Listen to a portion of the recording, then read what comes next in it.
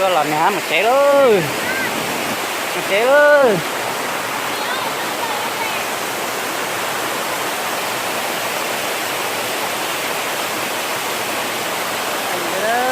Chưa là nhà nữa, chưa là nhà một chế nữa, chưa là nhà là nữa, chặt không sẽ đời, nào luôn chưa là nhà nữa.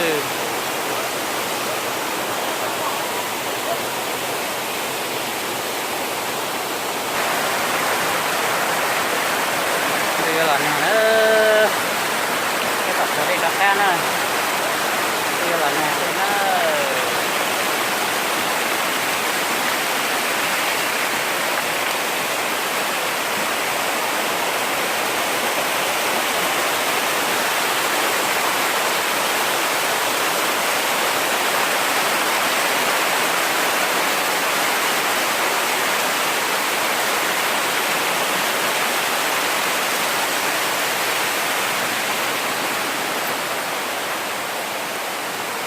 Dê xin ơi,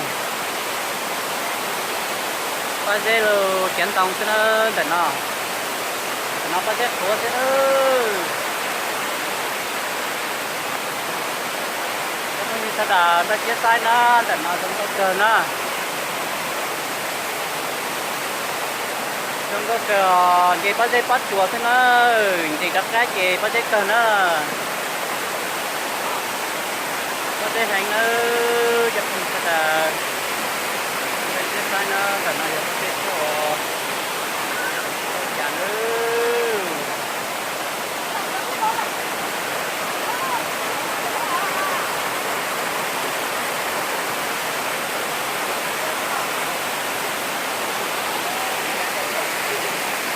cái cột cũng họ là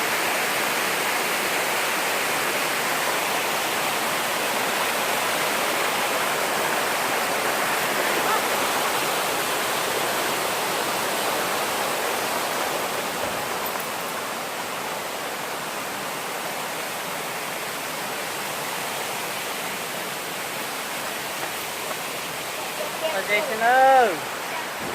bao dây cờ nó tới tận cầu kỳ đặt ca, cầu đây đặt ca nó để nó bao dây chặt là nè, bao dây cờ thì nó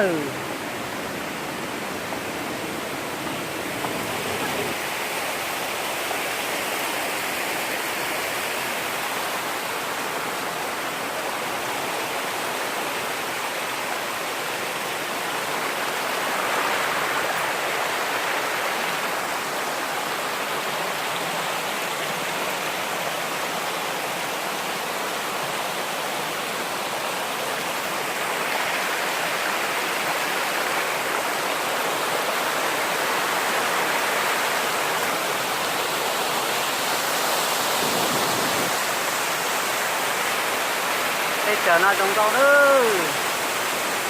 bây giờ thật là nên sẽ đây chờ nó nữa, trong rau thì tiền liệu,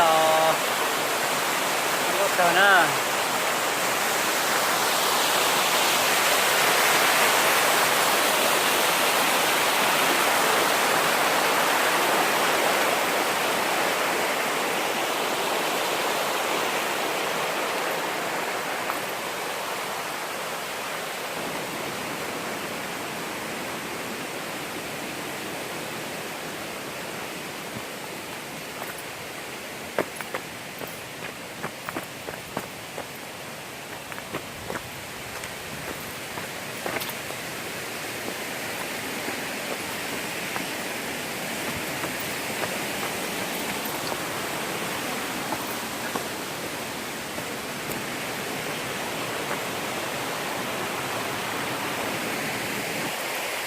Có dê xin ơi,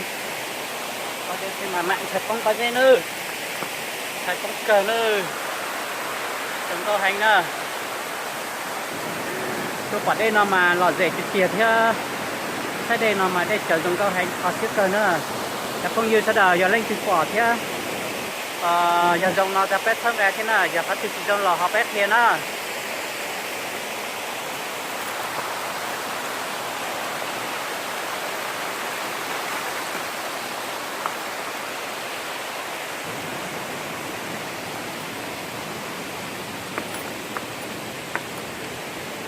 tuôn để nó mà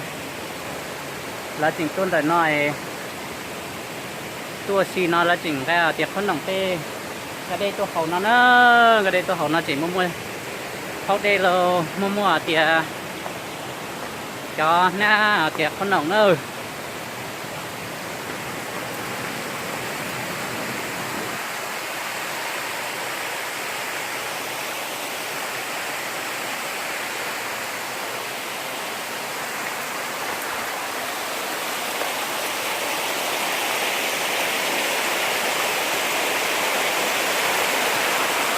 có gì nữa có gì sửa mặt tiệc con có đây này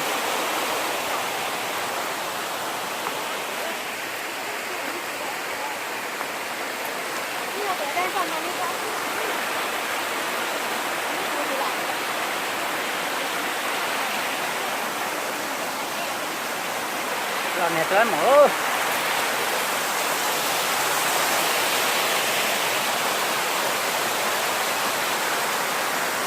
nhớ rồi chỗ này thì cái bên trà thế chụp có gì sẽ là cho đến lúc xưa nó của tôi sẽ để chặt nó nè của dành đi nó cho bé tôi sai chứ giờ thì lên từ bỏ nó họ bé sang cái của thêm một lỗ chân đâu nữa cho nó cũng như vậy trong của tôi sẽ để chặt là nó chỉ của dành đi nó cho bé tôi sai chứ giờ thì lên từ bỏ nó là họ bé sang cái thêm nó nói giờ nó tỷ sẽ ít nữa nó sẽ ít nó chuột thì có thể có chuột nữa của tôi đã thì ấy sức nó tôi nhiều khi sai cái này chả là chỉ nó của tôi tại nó vậy mình chỉ đó là chỉ ôm mình chỉ video nó cho bé chồng phong gì sao để tao sai chạy chắc phong gì nhất là có từ lò giờ lên từ quạt thì sai là nó họ bé sang cái trục của nó cho nên ta nhớ dòng sẽ đợi mà để xin tí đua bye bye nữa.